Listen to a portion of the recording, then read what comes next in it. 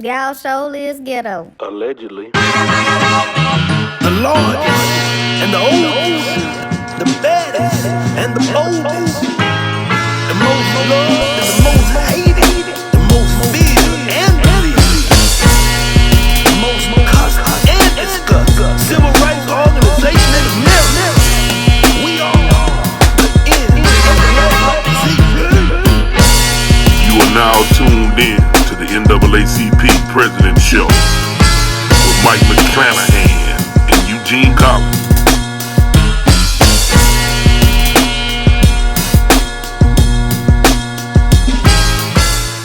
So we'd like to welcome y'all here to the NAACP Presidents Show, but today we're going to be breaking down a hard-hitting topic. We're going to be talking about a cop in New Roads by the name of Jonathan Pace that's actually under investigation for sexual assault involving a minor, teenager to be exact. But before we do that, we're going to jump in right into the news that you can use with President McClanahan. So President McClanahan, I'm going to go ahead and shoot it over there to you. Gene, I want to thank you, man, for being all dutiful, for being obedient to the word, man, and always bringing the people news that they can use, Gene. Gene, you know it's been a while since we've been on the show together, man. Gene, I really missed you. I can tell you one thing, you still in the fight. You look the same, look like you've been in a fight, man, okay? I have been.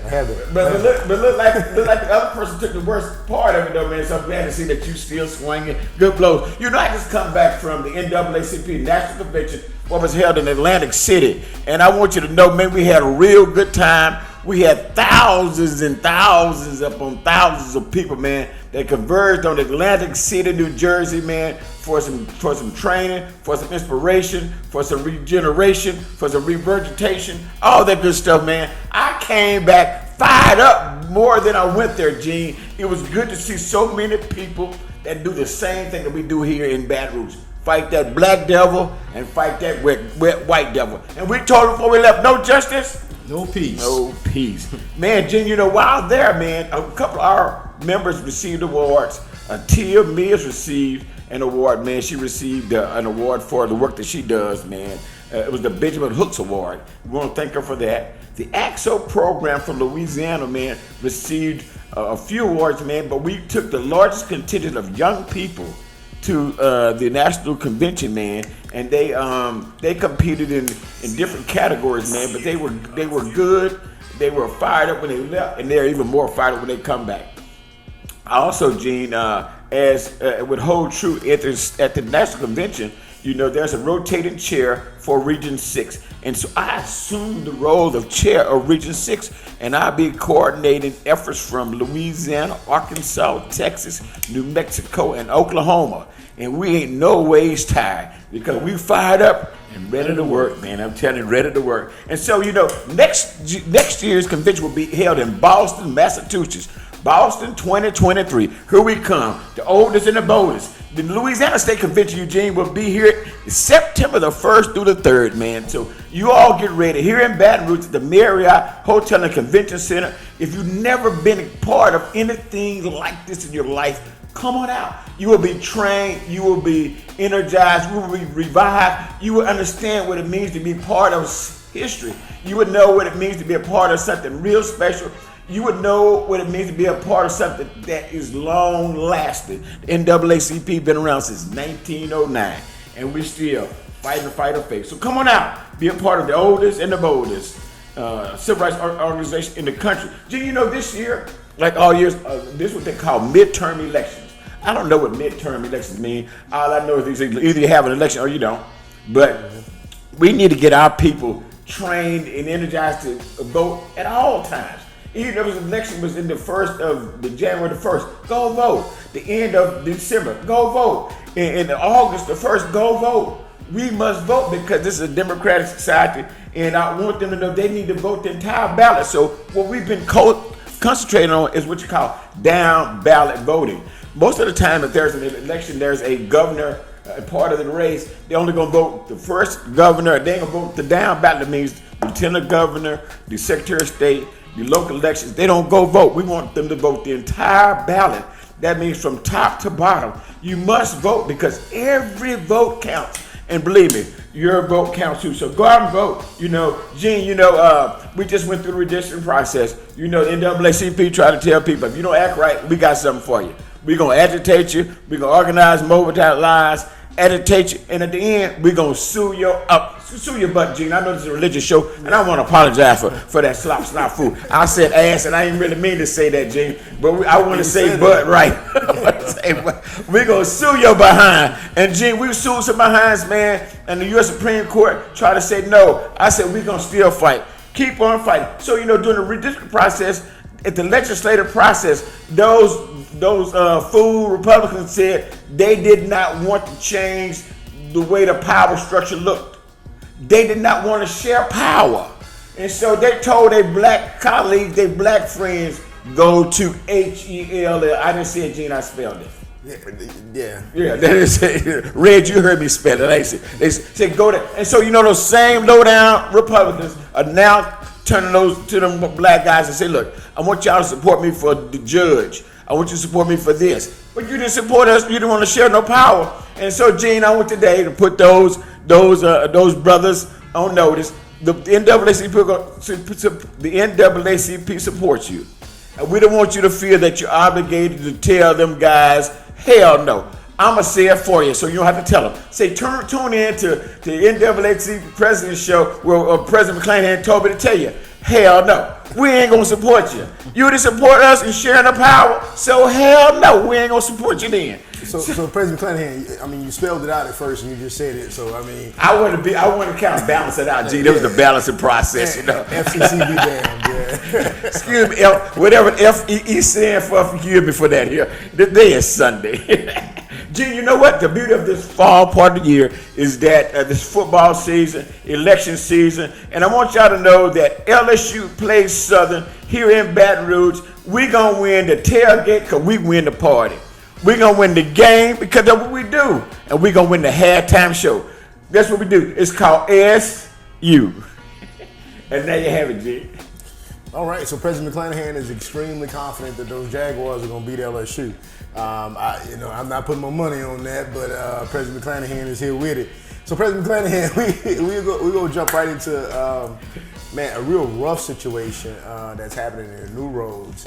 And we have a native New Roadian here today in our treasurer of the Baton Rouge branch, but also our district Vice President, Mr. Reginald DeVoe, who is also here to talk about some of the stuff that's going on in New Roads. And for real, some of this stuff you're telling us might not even be like new stuff.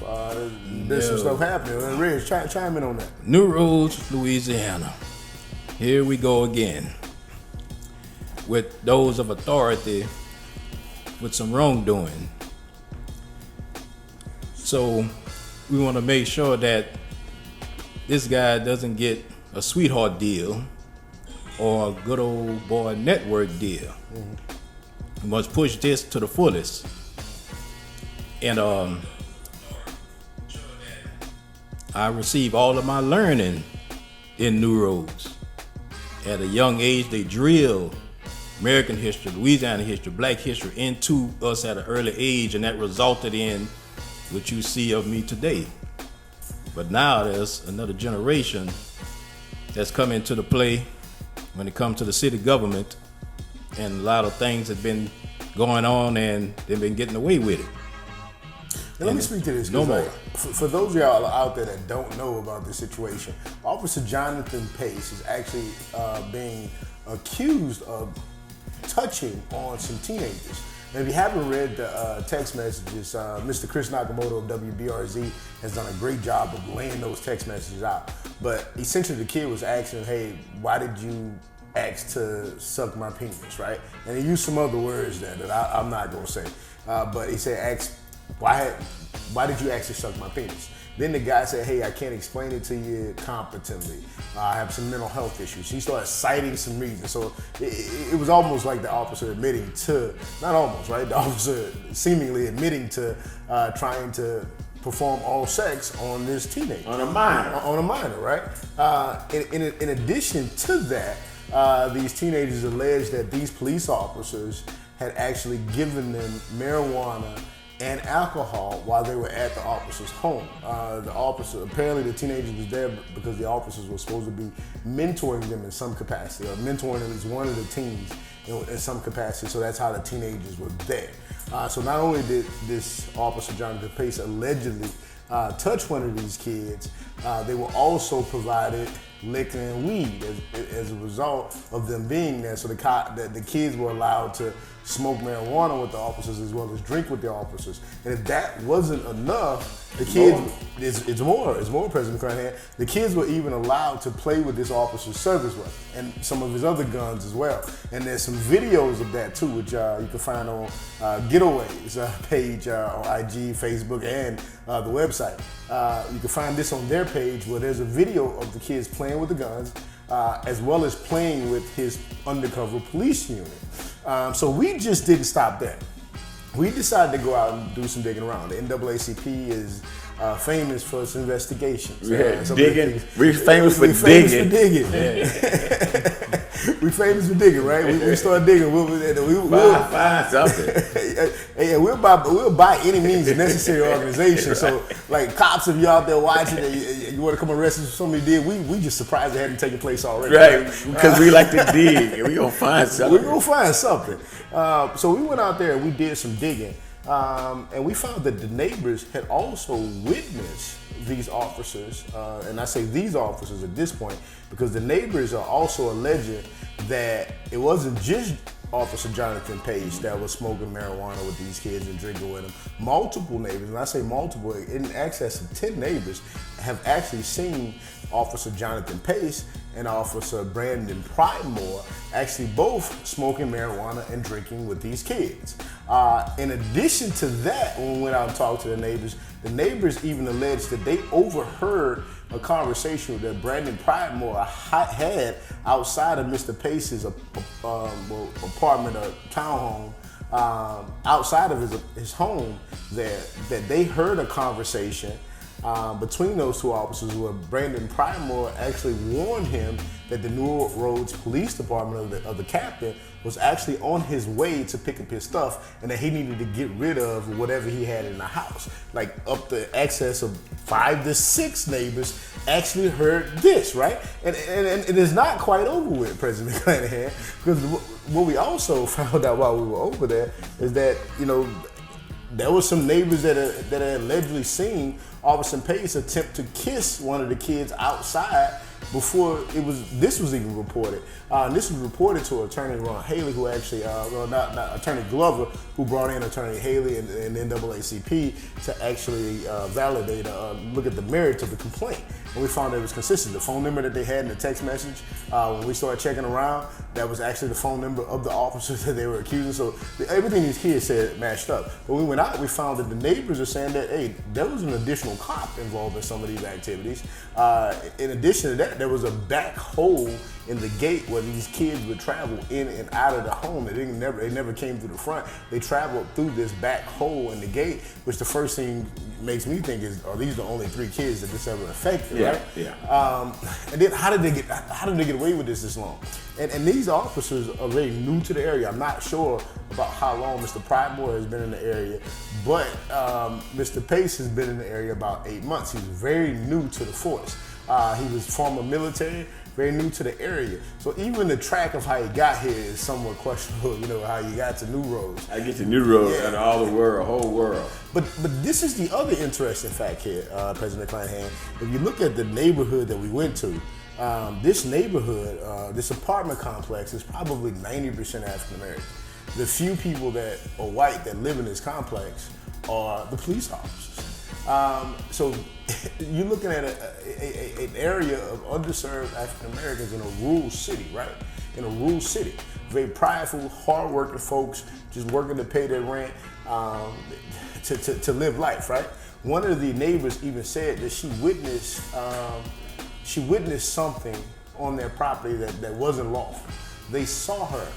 The next day they actually tried to evict her. So it wasn't just a situation of these boys claiming that they're being sexually assaulted, but the neighbors are also basically claiming that one of these officers have terrorized them, threatened to kick them out, not taking care of their property. When I say why that's important, because the officer, from the neighbor's description, from what they said directly, is also serving as the property manager.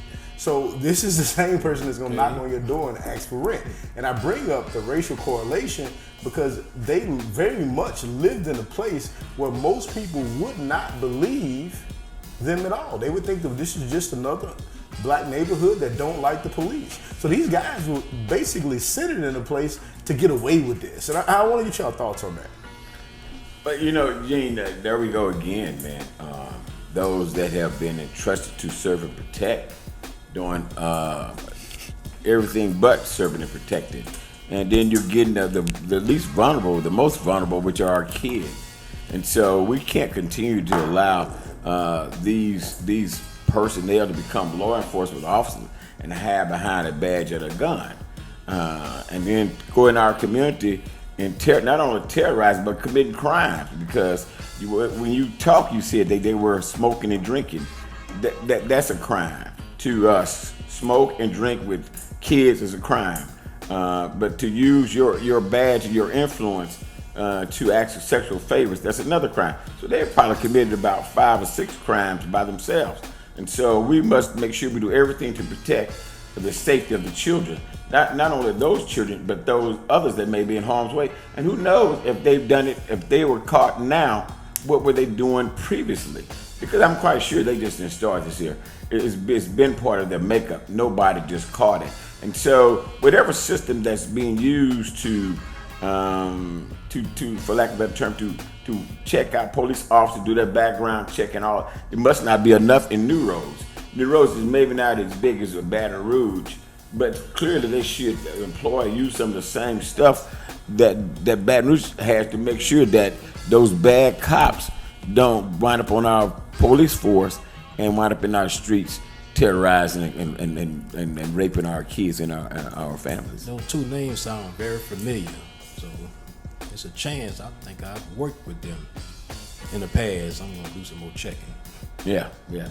But that's what I think. We must hold them accountable. If we have enough evidence where we can talk about on radio, clearly that should be something that's gone to the head of the New Roads Police Department. Those cats, I don't know if you know whether or not they're on administrative leave, but if they are on administrative leave, it should be without pay, because there's enough evidence that they would lose if this was an injunction.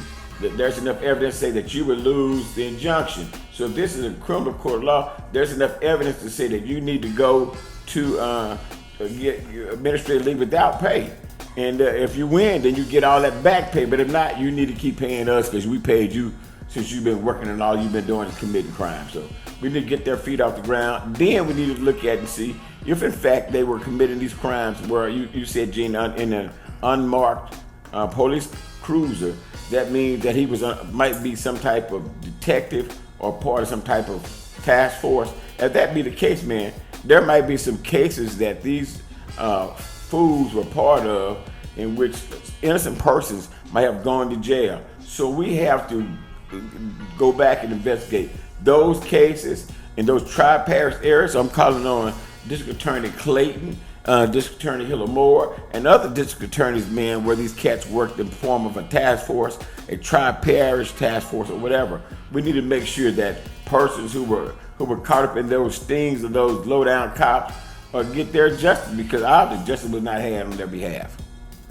Yeah, so we look at like justice, right, and what that means on this particular case, because the thing with all this is that like these kids are like going to have some issues, some troubles. They're going to have some things that they just go through as a result. And that's the really uncool thing about this, is that whatever happened over there was inappropriate. And like how do you get these kids through this? Because this guy was allowed to some extent to continue to practice his behavior, and in a place where most people would not care to look. and in a small town where it almost creates the perfect haven for perverts, right, and predators, because of all of the police protections that are sometimes afforded to bad officers. So you got that aspect rolling in there, and that's something that we don't talk about enough. Is that we know that police officers on some level do need protections, but it's always seemingly that the good officers never access this stuff. Right. Like typically, like it just seems like the bad officers continue to access these police protections. Like I never heard of a good officer saying, "Ooh, thank you for that officer Bill of Rights," right? You only hear about it when bad officers do bad things, right. And that's not a lot of police officers, right? Every profession has bad people. Like if you come over here and check some of the NAACP members, you ain't gonna like some of them. I don't like some of them, right? so that's just the way it is, right? So when you look at that aspect, we know that all police officers are bad, but it's seemingly the Officer Bill of Rights continues to protect bad officers. We have one of the more talented young investigators here in the South sitting beside me, Miss Cassandra Washington. And Miss Cassandra Washington has been in the area on something else. Yeah. But so it's no shortage of drama up there right now. No shortage of drama in New Roads right now. It was so crazy. Like I'm driving back from Baton Rouge, and we're like, I'm driving back from New Roads, and we're like, hey, I'm driving back from New Roads. I'm working something up here, checking some stuff out. Cause I'm like, I'm on the back road of New Roads right now, doing the same thing, right? So it's no shortage of stuff going on. New Roads hot. New Roads definitely hot. Look, why you think they got the term of the river called False River? Not False River, right? They figure that out. Falls River. So like literally like with these kid situations and some of the text messages, we're gonna put the rest on my not putting them all at once. We got to check the validity of it. We didn't call the guy's name at first because we were still checking things out, and you never want to just put somebody's name out there irresponsibly without having all of the facts. So I know some people are upset about that, but you got to be sure on these things. And at the time, we just weren't sure, so we didn't. When we were sure of some things, we started calling a little bit more names. But like this is atrocious in the weird situations, the substandard living in that apartment complex. The police officer that's patrolling the area also managing an apartment. It's like super weird, right? I've never heard of that, and I don't even know if that's unlawful. It's just weird as the dickens that's even something, right? I gotta give my rent to the cop. Like what do you do that at? They're gonna put you out and you'll give it all this money too. Yeah, so I like that the whole thing is just weird to crap. And this officer seemingly got away with this, what these kids are alleged. And I think he directly got away with it because he was centered in the smack dead in the middle of an African-American community, a police officer living there, right? And I thought about that, like who would believe them? Like they just say, hey, the police over here doing some crazy things. Like he outside of his house smoking weed. If you call the NAACP, I would be like, nah, come on. That cop ain't outside smoking weed. He ain't smoking no weed. I wouldn't believe that. What kind of weed is it? Like I would not believe that. So I guess I understand like some of the reasons why it wasn't reported. But at the same time, it's just wild because these kids got to walk through a journey. Jen, I remember talking to you about the matter, and as we talked about it, they probably would or would not believe the kids, but because the other witnesses were black, and in the type of neighborhood they lived in, it was almost these people in North Baton Rouge. Who's gonna believe the North Baton Rouge people versus the white folk that steal LSU? It shouldn't be like that. If I say that the light was green, and clearly there's not but one color up there, it ought to be green. You shouldn't question whether or not somebody put the light up there after you turned your head. No. So these kids, what these people in the community are doing is backing up, giving validity to what the little kids that were traumatized and perpetrated are saying. If they should be given deference, and if that police officer is in that that apartment complex where those witnesses are at, straight in them, we need to hold the owners of the property accountable for that too. Yeah, and that's the other weird part is like the property was recently sold, right? So these guys basically came in with a new property ownership, like which just brings up a whole new weird thing. And then the neighbors were telling me some weird stuff, like the previous owner basically went to a country and disappeared. Like I don't know how much of that part is true, but it just added. Gene, what you doing, man? I just added to the allure and the weirdness of this thing. I'm like, so he gone? Like dead gone? Like they're like, yeah, he like dead. Vanished? Gone. He's like dead. He's dead. Like dead somewhere, right? It's like, yeah. So I'm like, so the previous owner died, and then these two guys showed up, and it was like essentially, right? Like I don't know. I don't know, y'all. Like this is what's happening in New Roads is starting to feel like one of them situations of some stuff that we've kind of stumbled into, and kind of don't all understand all of what we probably stumbled up on. And to say this too, like the chief of police up there in New Roads, and the mayor in New Roads, like they have really worked with us and done what I think is a layman's job of doing what they can do with the restrictions that the police officer Bill of Rights sometimes have, right? So we can say, well, he's on paid administrative leave and he shouldn't be on paid administrative leave, but like when you start looking at the police officer the Bill of Rights, they have a yeah, right to receive the pay. Yeah, it's really outlined on how you can discipline officers. Even in this situation, we need to pay closer attention to some of the state legislation, right? But sometimes I think that anger is misplaced when you look at local municipalities. Like you'll say, well, if something happened locally here in Baton Rouge, you want to blame the police chief, you want to blame the mayor, but they're really bound by a whole ton of state laws. And here locally, you got police union contract too. Not to mention here in Baton Rouge, you got civil service protections, right? So they're bound by a whole lot of different things on how you can discipline an officer. So you can't always blame the local government. In this particular situation, I think the mayor is operating probably in the capacity of everything that he can do, right?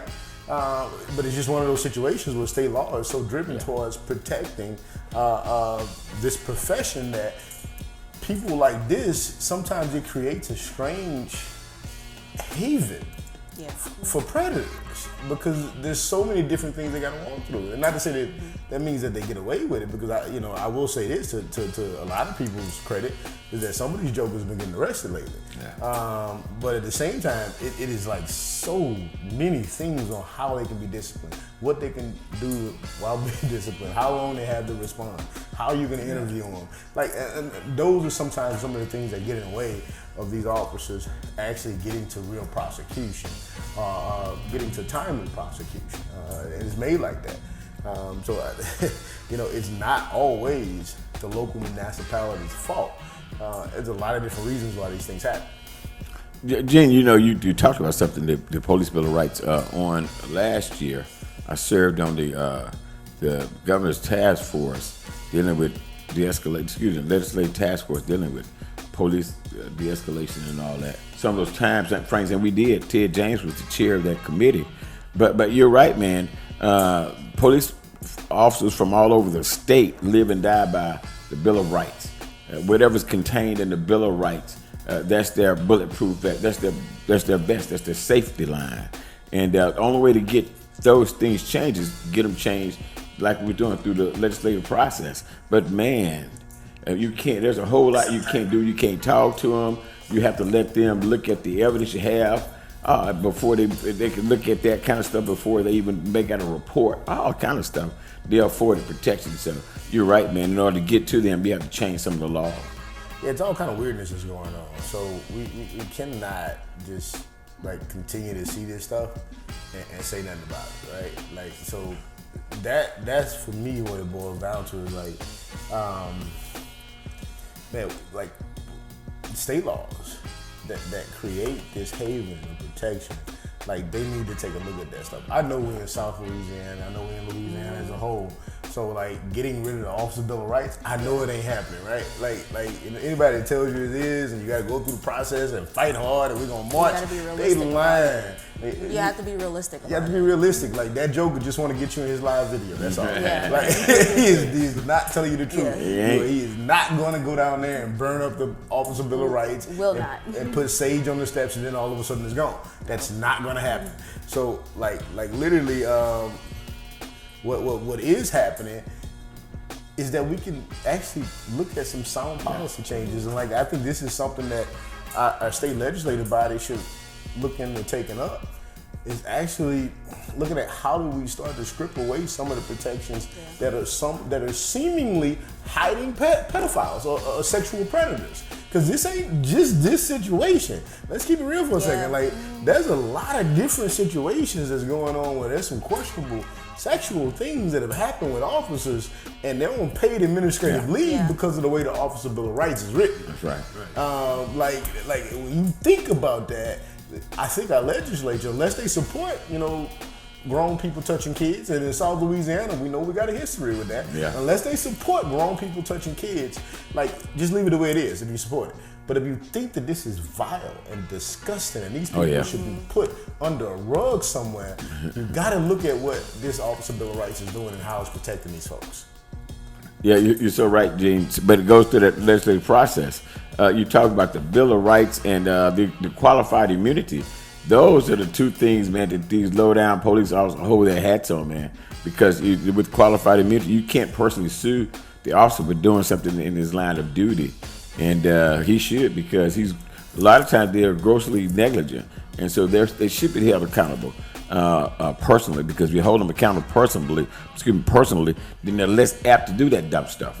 And so there's some changes, but this Louisiana, was the justice turned slow. Yes. Things have developed slow in here, man. I think Jesus been came back, left, and came back again for the change. Not Jesus left and came back again. And see, and if that Officer Bill of Rights can be adjusted or altered, make it where they would be on leave without pay, and if they're found innocent, return the funds. Maybe that'll deter others from violating, knowing that they'll lose out on a lot of money.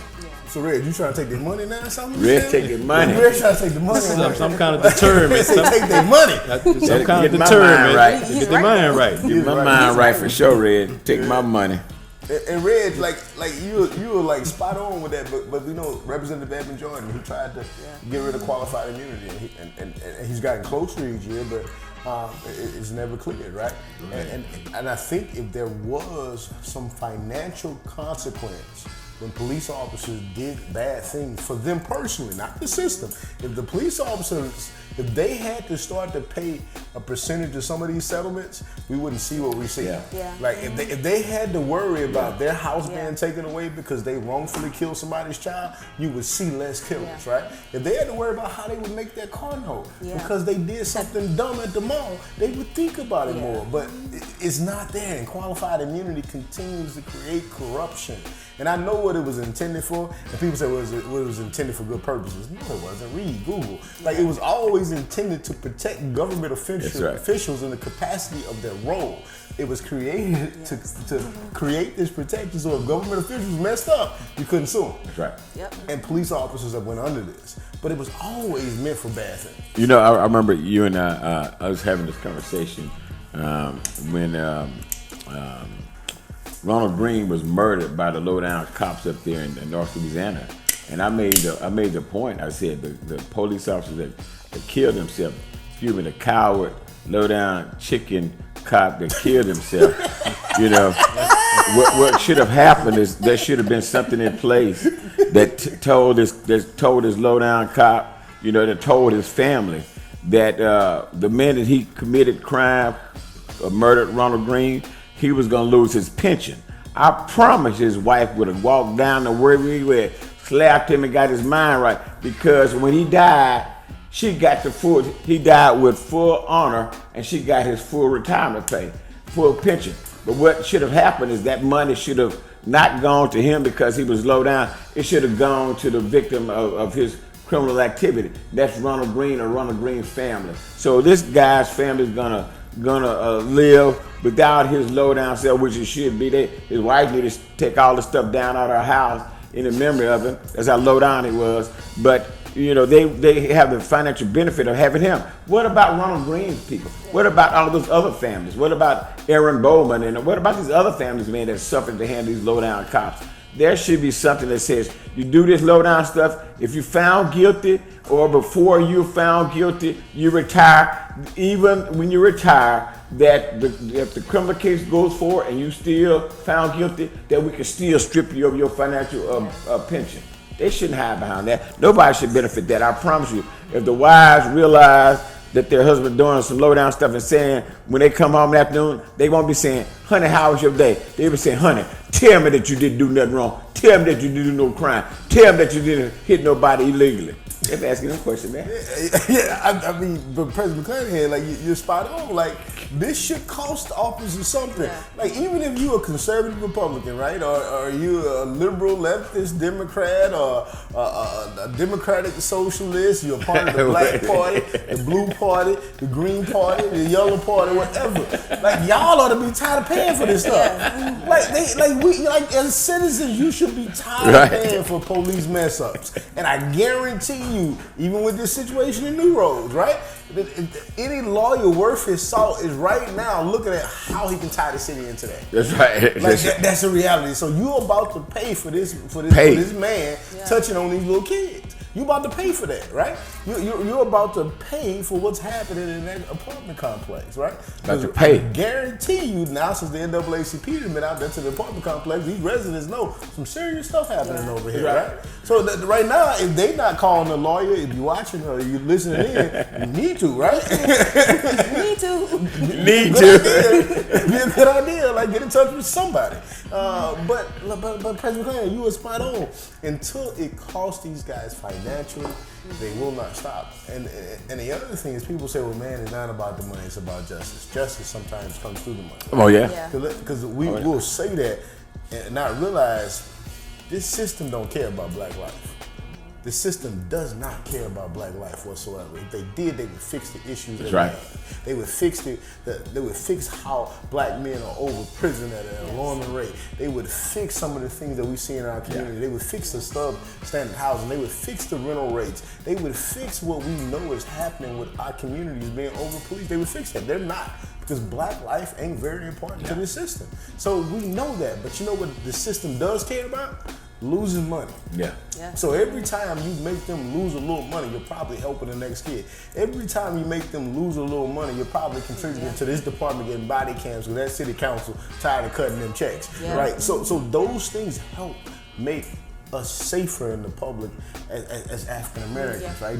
That's just what it is. This system understands one color, green. Green. And that white boy Jonathan Pace about to find out. He's about to find out, like, you about to mess with our money. That privilege you thought you had, like, there's layers to this. There's layers to this. You about to find out. He definitely need to find out not only that he messed with the city's money, but he also need to understand what color, orange stripes, gray stripes, black and white. He need to understand what color he looks good in, because he definitely need to be there. Yeah. And many officers, when they do get arrested for a situation like that, many of them immediately get placed on suicide watch because they will attempt to kill themselves to keep from facing their wrongdoing. Yeah. Oh, so you mean to tell me, like, officers, when they touch on little kids, they go to jail and kill themselves? It be on their mind. Be on their mind. Wouldn't we be so lucky? 25 years in the system, I've seen it all. Yeah, that's too easy. I don't want him to go and be found hung in a bar cell. You know, that's the easy way out. We don't want him to go out like that. He needs to face Bubba every night. He needs to face Leroy every night. He need to understand, man. He need to understand, man. Look here. Tag team, That's right. They need to bounce him off the wall. He need to understand, man. You messing some kids. This is not the place for me. He need to give his life to Christ right now, because that's the only have pity on him. I'm not Christ, so don't expect me to have pity. I'm sorry. My name is Mike McClanahan. It's not. Like you can go out and touch on little kids like something's not right with that. And you see more of it nowadays. I don't get it. Like they got like I don't get it. And I ain't talking about no sexual orientation. Like you can lay down who you want to lay down with. I ain't got nothing to do with that. That's right, Gene. But you can go get you a mate from almost any corner, go to the club, something like Gene, that. I'm telling you. But to deal with a child, something has to be going on inside of your mind that is not right to get aroused for a kid. Yeah. That's why I'm calling on Bubba and Leroy. Bubba and Leroy. Tag team, man.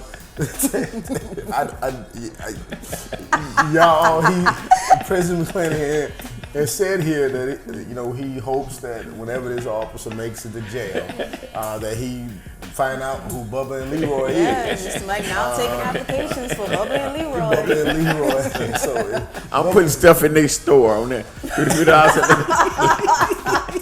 You gonna put stuff up for him, like chips and cookies? Yeah, little money go buy some chips, buy some water. You gonna be thirsty. You gonna be thirsty. Need some water.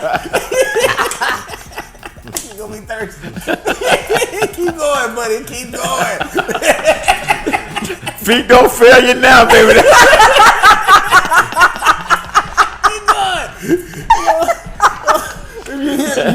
You've heard it here on the NAACP Presidents Show. President McClanahan is A-OK with jailhouse justice, especially when it comes down to touching little kids. Touching little kids. Send him your applications. Bubba and Leroy, if y'all out there listening, hey, somebody on the way to y'all, President McClanahan has already said he gonna put chips, water, and cold drinks, and money in your account. On your stove. What time is it, y'all? We got 15 minutes left here. So Reg, like you say, this culture ain't even new to New Roads, man. Like this been going on. No. It just went on in a different way. Now we had community leaders that would look out for us and get us involved in things, invite us to their home and community activities, but they wouldn't offer us alcohol and liquor. All we got was a cold drink and a bag of potato chips and maybe a pecan candy. Pecan candy. Popcorn ball. Boy, you better not go to Pace House. But no drugs. but like, and Reg, just like, I feel bad for these parents because like when you look at it, like these parents, literally, like you're sending your kid to be mentored by a police officer that's former military. If there was any place for that kid to feel safe, that was the place, right? So you never think that your kid is over at the cop's house getting high. You would think like my kid ain't doing that. My kid know not to smoke weed around a cop, right? Or drink liquor. And that brings up a whole nother conversation. We had a weed conversation. If the cops out here smoking and you can't stop them from smoking the weed, it's time to legalize some of this stuff. Like, officer, roll up with me. Like, you know what I'm saying? Like, if I can't stop the police from smoking weed. You can't stop the police. Like, look, I'm talking to all the mayors right now, all the governors, all the officials, all the legislators, all the lawmakers. If you can't stop the police from smoking weed, you ought to just let us all smoke. Oh, everybody smoking. That's how I feel about it. Like, I'm serious. Like if you telling me look how I'm supposed to know that this cop was smoking weed, that's the same thing I say. like legalize this stuff, tax it, fix more of these roads, and everybody have a blast. Everybody be blasted. President Clinton, I'm gonna tell you, like I went to Denver, right, and Denver, Colorado, where marijuana is legal. Marijuana is legal in Denver, Colorado, right? I've been to Denver. I've never seen people so happy, right? Yeah, like everywhere you walk around Denver, people just smiling in your face. Everybody sneaking, saying hello. Like it's a different type of feeling. Denver. It's a real smile. But I promise you, man, the people that really making the money, the corner stores. You probably got a line of people at buying chips and cold drinks, candy. But that's the truth. Like we need to legalize weed. Like you see this cop in New Roads. Like in the parameters of the story ain't funny, but like they are smoking weed and getting high, right? Like if you can't stop that, like Today, this officer is still free, right? Because when we went over there and investigated, we actually bumped into him, right? Oh, you saw him? We saw him outside. He was standing He outside. came to greet the NAACP. He didn't greet us. He looked that way and I put my hand on that iron. Like, come down here if you want to. Like, you come down here if you Get your want mind to. right. Like, all right, sir. Get your mind right. Get your mind right. Uniforms matter to me none. I'm gonna make it out of here alive. Like my granddad always said, what is it's better to be tried by 12 than carried by 6. That's right. That's just what it is. That's the kind of thought I'm leaning to, right?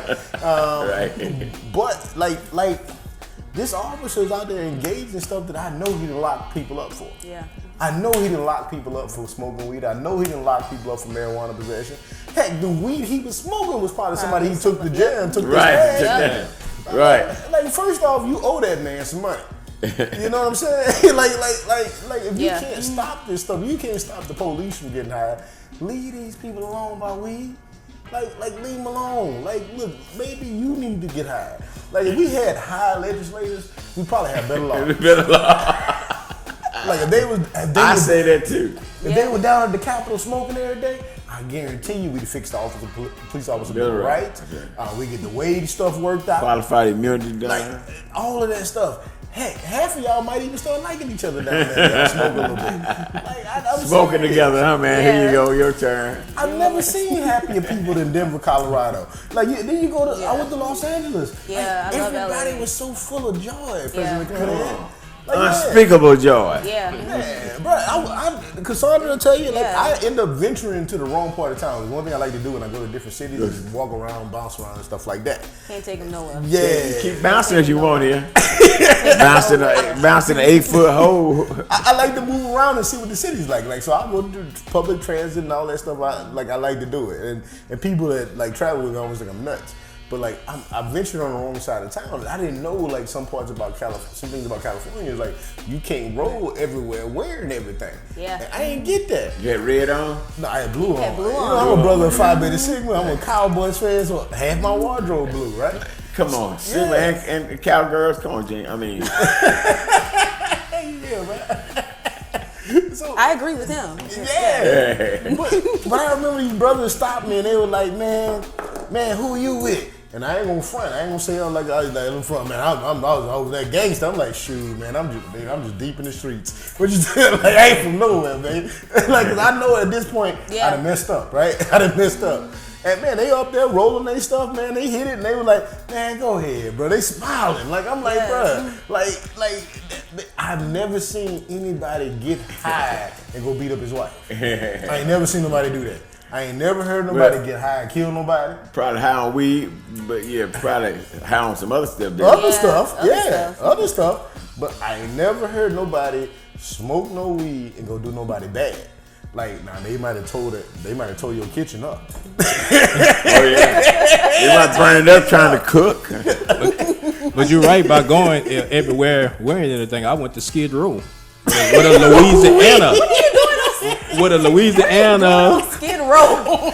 I had a Louisiana NAACP shirt on. A white boy jumped up. Hey, Mr. Louisiana, I'm from Denham Springs. Can you buy me some lunch? Did you buy it? Yeah. He hated when I left too. I think I took care of him for that one day. He had no choice but to buy him lunch. Yeah, we gotta take care of our own. He said, I'm from Denham Springs. Red, I'm from Zawala. I can use a meal after it's 5 o'clock. I ain't been munching on nothing, but I surely can. I felt sorry for the old boy since he was from Louisiana, and said maybe that'll spark him up to Do right. get his life together. Yeah, hey, Red, you got no explaining to do. If I was on Skid Row with an NAACP shirt on and all I had to do was buy lunch to get out of it, I would too. Right. I would too.